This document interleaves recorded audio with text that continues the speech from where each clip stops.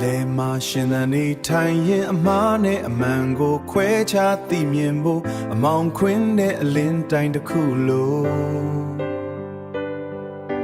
မြတ်ဗုဒ္ဓရဲ့စကားတော်ရှိတယ်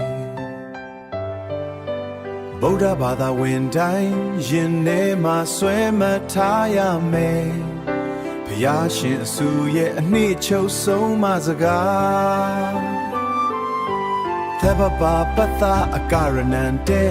ကိုနှုတ်စိတ်သုံးပါလုံးမှာမကောင်းတဲ့အလုပ်တွေအကုန်ရှောင်ခြင်းလို့ကုသိုလ်ညစ်အခြေတွေမကန့်ညီစေနဲ့ဒုစရိုက်လန်းကိုလုံးဝမလျှောက်လှမ်းပါနဲ့ဒါဟာပထမဆုံးသောလမ်းညွန်ချက်ပါပဲကုသလတ္တဥပတ္တဗရာကောင်းမြတ်တဲ့လုပ်တွေကိုစွမ်းနိုင်သမျှလို့ဖြူစင်တဲ့ဒါနသီလဘာဝနာတွေနဲ့ဘဝကိုလှပအောင်ပြင်ဆင်လိုက်ပါမကောင်းတာကိုရှောင်ကောင်းတာကိုဆောင်ရင်အေးချမ်းတဲ့နိဗ္ဗာန်လမ်းကိုလှမ်းကြစို့လားအေးချမ်းတဲ့နိဗ္ဗာန်လမ်းကိုလှမ်းကြစို့လားသစိတ်တပရိယေရောရပနံအပြင်ပန်းကိစ္စတွေထပ်ဖို့ရေးကြည့်တာကိုယ့်ရဲ့စိတ်ကလေးကိုဖြူစင်အောင်ထားဖို့ပဲလောဘဒေါသအမောင်ထူးတွေကြားမှာတတိတရားနဲ့ကိုယ်စိတ်ကိုအမြဲစေးကြောပါကြည်လင်အေးမြတဲ့စိတ်ထားဟာစစ်မှန်ဆုံးချမ်းသာဧရံဗုဒ္ဓနာသာသနာ